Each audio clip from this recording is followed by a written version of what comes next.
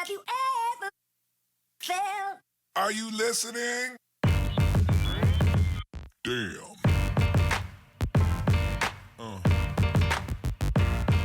Yeah. Hello, everyone, and welcome to the very first episode of Destination Creation, where I talk to you about the losses and the wins I've experienced on my way to becoming a full-time content creator. Don't get it twisted. I'm not there yet, but this is my journey, and I want you there with me. There's a reason why I put losses first. It's because there are far more losses. Even me in my infancy knows this. There are far more losses than there ever will be wins, and that's just shit that we have to get through, right? That is the spice of life, and it's a fucking pain in the ass, but guess what? That's what we learn. That's where we learn. You lose 100% of the shots that you don't take. I didn't say that. I mean, I said it, but it wasn't me who made it up. I don't know who did. Anyway, moving on. So what is it that I'm aiming to accomplish? Well, if you haven't guessed already, I want to be a full-time content creator. And I know that if I were to leave it to myself, I'll get lazy. And I don't want to do that. I need to hold myself accountable. And in order for me to do that, I need to share this with people, not just my family. Wifey's on board, but that's not the only person I need to know about this, because if it's just me and her, then I'll just talk. It's not a podcast. It's just talking. It's conversation. So I want to let you guys in on my journey so that maybe you guys can benefit some of my mistakes. I don't know. I know I'm going to make a lot. I've made a lot already. I've been doing this since 2016. It's now 2020, and you guys have never heard of me. So that's what I aim to accomplish, and I'm hoping that you guys come and hang out with me as I move forward in my journey and become something, make something of myself. So in this episode, this one right here, flooding your ear holes, I'm going to go ahead and talk about a theory I have on why it's so difficult for new content creators in this day and age, 2020, to make it in the business as opposed to the pioneers of content creation way back in the day. All right, I think I've rambled on long enough. Let's get into the show. So what does it take? What does it take for me to be a content creator? If you're anything like me, you did the same thing that I did hundreds of times. I go into Google, I type in some words that sound something like, stream coach. How do I stream? How do I make a YouTube video? How do I make a podcast? How do I TikTok? What the hell's a tweet? You know what I'm saying? If you're anything like me, that's where you started. All right. Or, you've been consuming other people's content and watching them and studying and seeing what they do. And then you come out the other side and you're like, I can do that. I think I can do that. And then you go ahead and you make a video and you make another and you keep going and nobody's coming.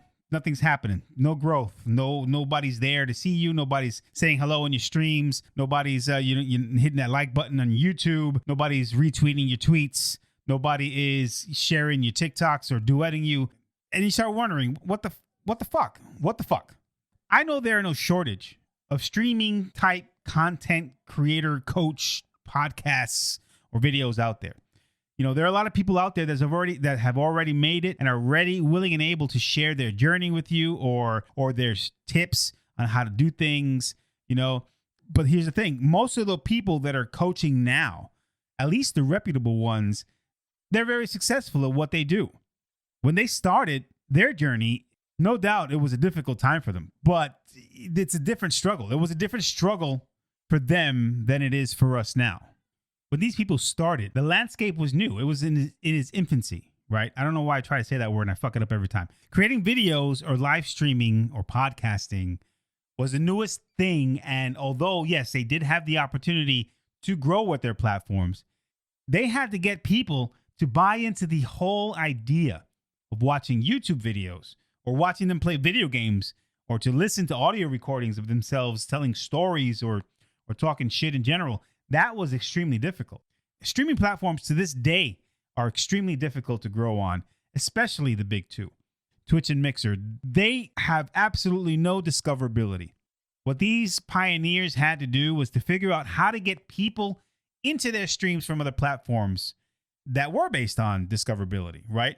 They had to go into Facebook and Instagram. They had to, study keywords and figure out hashtags and do all that kind of shit so that they can get the word out, because the platforms they were on, they didn't have any of that for them. So they had to do it otherwise, YouTube, I think, is the exception because it is extremely discoverable. And I really wish that these other platforms would take note and figure that out and just get it done, because we're fucking struggling on our end, right? Imagine streaming for hours and hours and day after day and for zero people. And I know that's a problem. I know it's still a problem. I have days like that as well. This day and age, though, we have a multitude, people, a multitude of experiences to draw upon and to study and to analyze and to put into practice. We can find tutorials on anything. We can find that on YouTube. We can find ebooks. There are ebooks out there that teach you how to do this shit. Coaching podcasts. They all have these tips and these tricks to improve your live streams or your videos and your podcast and to help you improve your production quality. Back then, they didn't have any of this shit. They were able to push past all that bullshit. They did the work. They found success, no doubt failure. And they did it in a time when making videos or live streaming or playing a video game for people or podcasting wasn't being taken serious by anyone. You think I fucking knew? I didn't know shit. I had no idea where any of this was going. All I know is that I was watching people on YouTube and people playing video games and wondering to myself, this is not going to go anywhere. What the fuck? You know? I mean, we got to leave that shit up to the fucking movie stars and the fucking TV stars and shit and the fucking music artists that you would buy fucking 12-inch albums for. You know, those are the channels that you had to take for other people to find you, for you to be entertaining and to become an entertainer. You know what I'm saying? I had no idea where any of this was going, is the point. And these people did. They took a leap of faith, man. They took a leap of faith and they hit it head on and became what they are now. And what they are fucking amazing. There are people out there making money, making bank. Now, granted, you know, I know that the spectrum of monetization that these people are going through, is wide as fucking the eye can see. I think I said that wrong, but you know what I meant. There are people that are making enough money that, you know, that they can stop a day job and working for someone and making someone else money and just staying home and making content, and they living off of it. Not to mention the big guys who are making, you know, hundreds of thousands of dollars every year doing content creation. And that is remarkable. That's a dream for me, to be making any kind of money where I can tell my job to go fuck off and stay home and do the things that I want to do because I enjoy them and it's fun and people enjoy them and they support me. Now, my struggle, and I think that the struggle for many people nowadays as well trying to grow, is that years after the pioneers of content creation have figured it out, there have been many, I'm talking about thousands, if not hundreds of thousands of other creators that have popped up and made a way for themselves and reaping the rewards of their lessons and their failures and their successes. Now the difficulties aren't in trying to get people to take us seriously.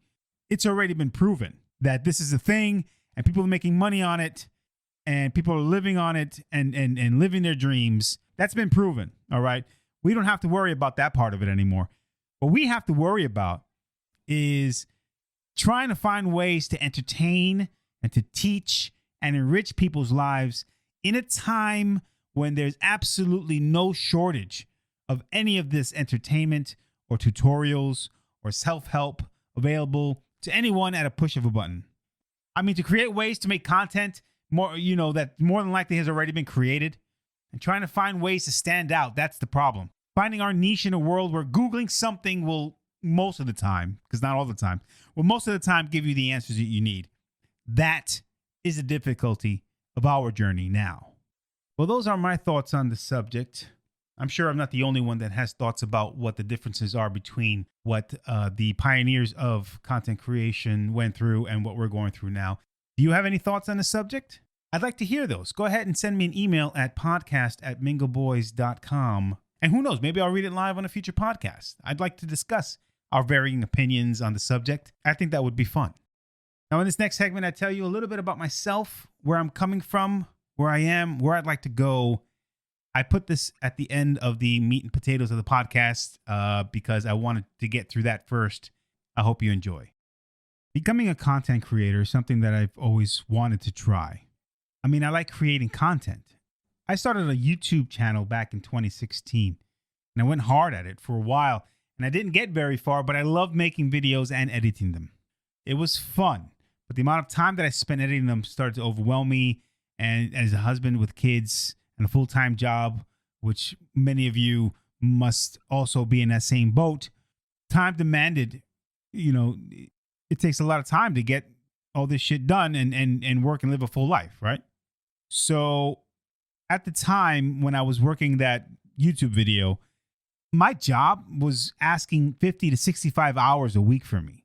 So it was rough for me to try to find time to edit at all. Then, if you can believe it, my day job got even more hectic and I was losing family time. So I decided I'm just going to put YouTube on hold. I can't do it right now. I need to focus on this. I got to make the money so that, we have the roof and the foods and all that shit. And that really hurt. It really hurt me because my desire to create content was still there, strong, and I couldn't do anything about it. After work started settling down to a manageable 45 to 50 hours a week, I decided that I wanted to get back into it. I still didn't have the time that I wanted to edit videos, so I did the next best thing. That's when I started in 2018. I started streaming on Twitch. At first, I just wanted to get my feet wet just to see if it was something that I enjoyed. And because it's live, right? There's no second chances when you go live. You can't go back and fix the shit that you fucked up. You can't make something cooler looking with effects. So you can't do any of that. When it's live, it's fucking scary is what it is. But after a while, something happened. Something changed. People started to come in and say hi. They started to talk to me.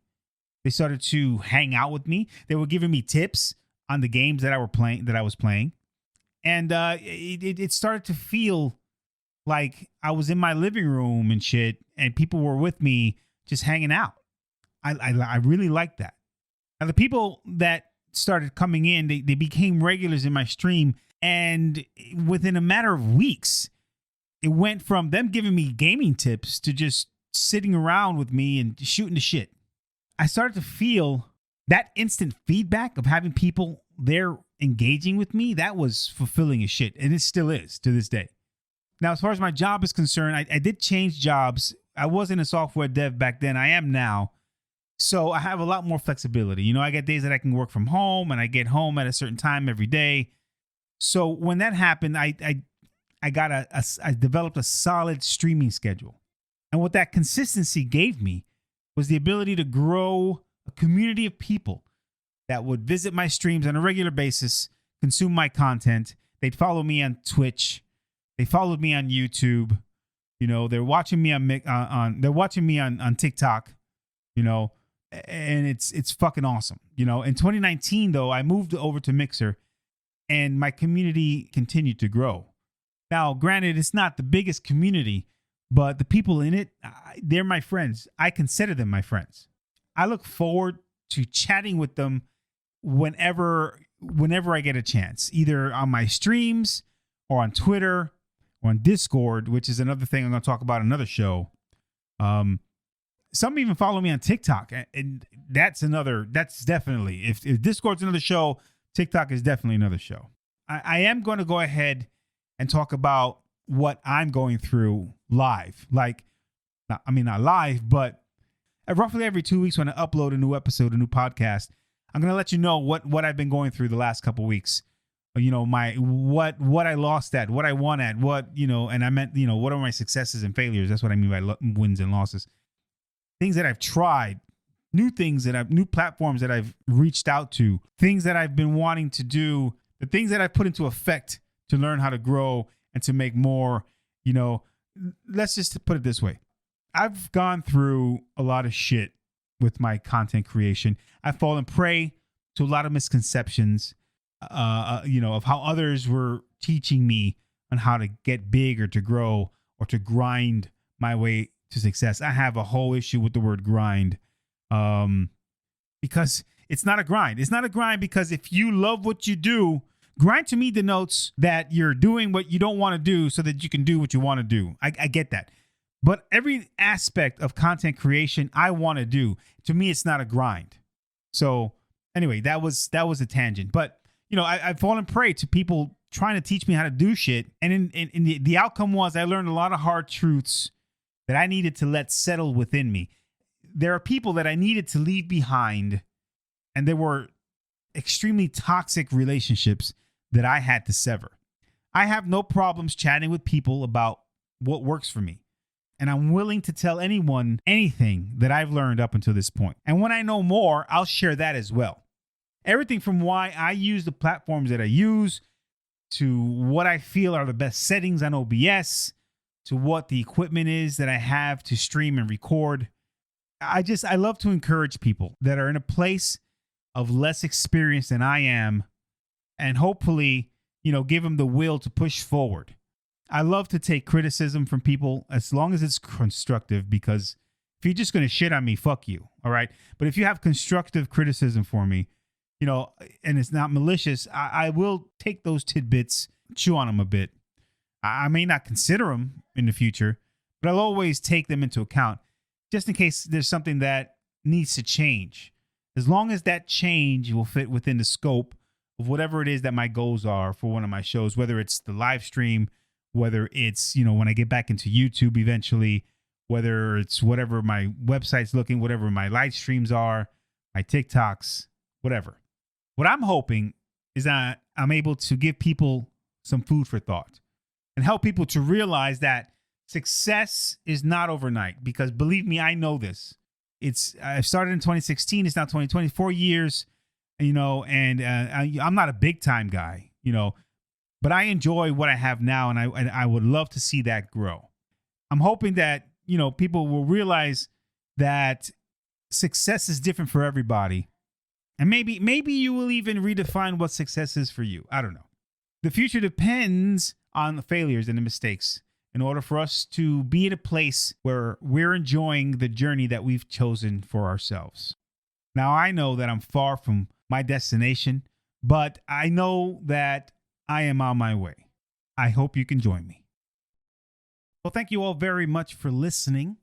If this was your first time to the show, make sure you subscribe. It would really make me happy.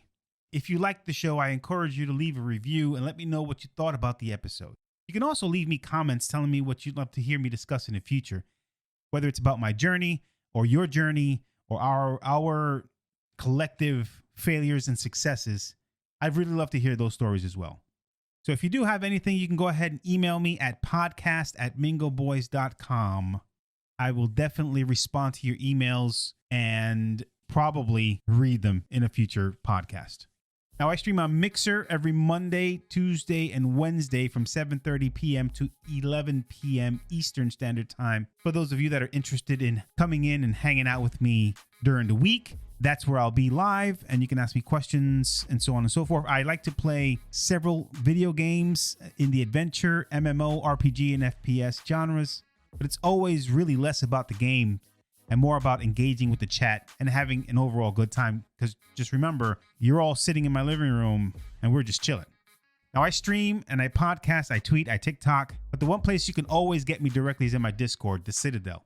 That's where I hang out when I'm not doing all the other stuff, working the full-time job. And even then, I'll get back to you when I have a break. So if you're looking for a place to hang out with like-minded individuals who would love to be content creators as well, or if you just want to hang out with me and other members of the community that like to consume great content, I encourage you to join. If I can figure out a way to put the link on this page, I will. Otherwise, you can find it on my Mixer panels. Again, that's mixer.com/Mingo Boys Nerd Stuff. So I've always been straightforward about my goals of becoming a full-time professional content creator. So what does that mean for you and this podcast? It means that in the future, there may be some sponsors that I might need to do ads for, as well as interjecting opportunities for you, the listener, to show you support so that I can pay some bills and continue on with my dream to becoming a full-time content creator. Now, if you're not following me on Instagram, go ahead and open the app up and look for @MBNerdStuff and click that follow button. That's where I share little tidbits of my personal life.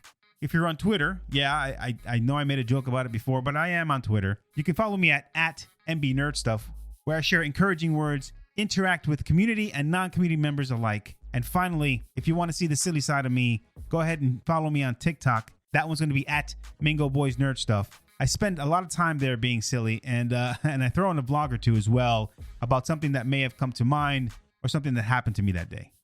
Now, in the next episode, I'm going to be discussing the pleasures and the disasters of Discords. I know you've seen some of these before. Don't get me wrong, some community Discords are freaking awesome, but for every awesome Discord, there is a shitty, dirty, shady, life-sucking community to match.